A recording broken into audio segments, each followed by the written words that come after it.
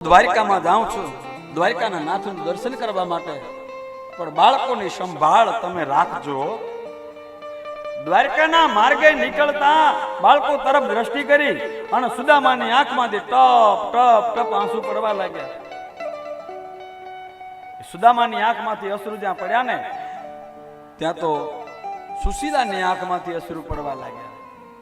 હે મારા નાથ, આવી પરિસ્થિતિ, મારો પતિ 9 દિવસથી ભૂખ્યો થઈ દ્વારિકા ક્યારે પહોંચશે? અને ભગવાનને પ્રાર્થના કરે સુશીલા, હો હે દ્વારિકાના નાથ, હે મારા નાથ, એને તો મને મારા બાળકોની રક્ષા સોંપી છે, પણ મારા પતિની રક્ષા હું તને સોંપું છું. મારા પતિની રક્ષા તું કરજે. ભગવાનને પ્રાર્થના કરે છે.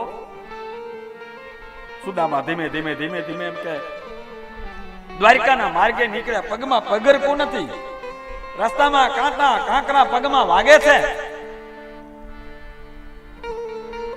પગમાં કાંટો વાગ્યો. સુદામા આજે ધીમે ધીમે ધીમે ચાલે છે.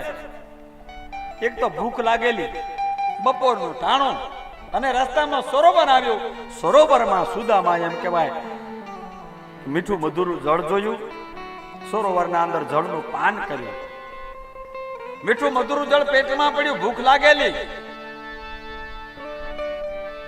ઝાડનો ટેકો લઈને સુદામા એમ કહેવાય કે સરોવરના કાંઠે ટેકો દઈ અને સુદામા થોડોક આરામ કરવા માટે બપોરના ટાણે બેઠા. પગ ઉપર પગ ચડાવ્યો, ઝાડનો ટેકો લીધો, મીઠું મધુરું જળ પેટમાં પડ્યું, અને મીઠી મધુરી પવનની લહેરખી આવતી હતી. હાલીને થાકેલા એ લહેરખીના કારણે આજે સુદામાને નિંદ્રા આવીને આંખ બંધ થઈ ગઈ. સુદામાની આંખ બંધ થઈ અને દ્વારિકામાં છત્ર પલંગ ઉપર બપોરના સમય એમ કહેવાય પરમાત્મા જ્યાં 32 ભોજન 33 શાક 56 ભોગ જમી અને પરમાત્મા આજે પલંગમાં જ્યાં પોઢવા જાય, અષ્ટપટલાણી એને વાયરો નાખે છે, અને પરમાત્મા જ્યાં પલંગમાં પોઢે ત્યાં તો પરમાત્માની આંખ ખુલી ગઈ. સુદામાની આંખ નિંદરમાં બંધ થઈ અને પરમાત્માની આંખ ખુલી ગઈ. ઓહો, મારો ભાઈબંધ, મારો મિત્ર, મારો બાળસખો મને મળવા માટે આપણે કેદી પહોંચશે? અહીંયા પગમાં કાંટા કાંકરા વાગ્યા છે, પંથ ઘણો દૂર છે, ક્યારે પહોંચશે મારો મિત્ર? અને હુકમ કર્યો ગરુડજીને, ભાઈ એ ગરુડ, જાઓ જ્યાં મારો મિત્ર છે સુદામા ત્યાંથી લઈ અને એને દ્વારિકાના પાદરે મૂકી દો. સાહેબ, ગરુડની ગતિ એટલી છે કે આંખનો પલકારો થાય એટલી વારમાં તો સુદામાને ત્યાંથી ઉપાડી સરોવરના કિનારેથી અને એમ કહેવાય કે દ્વારિકાના પાદરે સુદામાને મૂકી દીધા. આંખના પલકારા વારમાં, હો, એવી ગરુડની ગતિ છે. સુદામાની આંખ ખોલીને જ્યાં આંખ ખોલીને જોવે સામે ધોળી ધજાઓ લહેરાય છે, સોનાના મહેલ, સોનાના કાંગરા, એક એક હુંડલો હોનાના દાગીના પહેરી અને એમ કહેવાય કે એ નગરમાં નગરની નારીઓ, નગરના નર આજે આટા મારે છે. સુદામાને થયું ભાઈ હું તો ત્યારે આવું કઈ હતું ને, ના જાગ્યો ત્યારે સીધું નગર, અને એમાં ધોળી ધજા લહેરે, સોનાના મહેલ, સોનાના કાંગરા. કોઈ સ્વપ્ન જોઉં છું કે શું? નહીં, સ્વપ્ન તો નથી, ખુલ્લી આંખે જોઉં છું. સુદામાએ દ્વારકામાં પ્રવેશ કર્યો. નર નારીઓ નગરમાં આંટા મારતા હતા. એક ભાઈને ઉભા રાખીને પૂછ્યું, ભાઈ, એ ભાઈ, આ કોનું નગર છે? ખંભે જનોઈ જોઈ, દુબળો પાતળો દેહ, બ્રાહ્મણનું શરીર.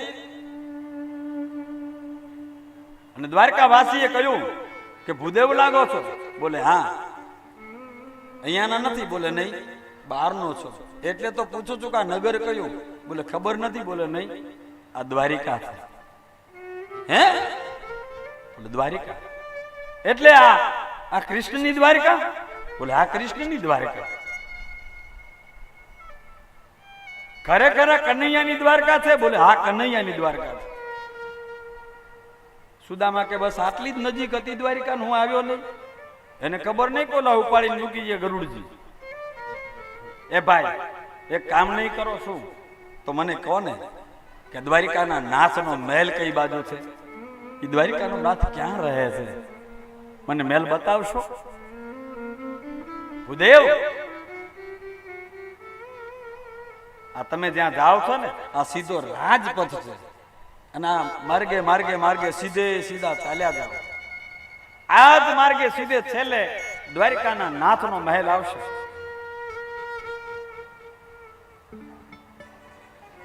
જય દ્વારકાધીશ, જય દ્વારકાધીશ કઈ દ્વારકાવાસી નીકળી ગયા. સુદામાને માર્ગ મળી ગયો, અને સુદામા ધીમે ધીમે ધીમે ધીમે એમ કહેવાય કે દ્વારકાના નગરમાં ગોવિંદ ગોવિંદ ગોવિંદ ગોવિંદ નું ભજન કરતા કરતા કરતા કરતા આજે દ્વારકાના માર્ગે નીકળ્યા. હાથમાં માળા છે, એક હાથમાં લાકડી છે, અને દ્વારકાના માર્ગે ધીમે ધીમે નીકળ્યા. ગોવિંદ ગોવિંદ નું ભજન કરતા જાય છે, અને પહોંચ્યા ભગવાનનો જ્યાં મહેલ હતો ત્યાં. જેવા મહેલમાં પ્રવેશ કરવા ગયા, ચોકીદારો બાર ઉભા હતા, અને ચોકીદારો રોક્યા કે એ ભૂદેવ ક્યાં જાવ છો? અરે મારા ભાઈબંધને મળવા જાઉં છું, મારા મિત્રને મળવા જાઉં છું. કોણ તમારો મિત્ર? બોલ દ્વારિકાનો નાથ. ચોકીદારો ખડખડાટ હસવા લાગ્યા કે પહેરવાની પોતડીના ઠેકાણા નથી, અને હુનાની નગરીનો જે રાજા છે એને મિત્ર કહે છે. ભૂદેવ, એ ભૂદેવ, આમ થોડું વિચારીને બોલો, ક્યાં દ્વારિકાનો રાજા અને ક્યાં તમે? કાંઈ જોઈતું હોય તો માગી લ્યો, અમે દઈ દઈએ. અમને દ્વારકાના નાથે કીધેલું કે કોઈ લેવા માટે આવે તો તમારે દ્વારકાના નિમિત્તે અહીંયા તમારે દ્વારપાળોને તમારે દઈ દેવું.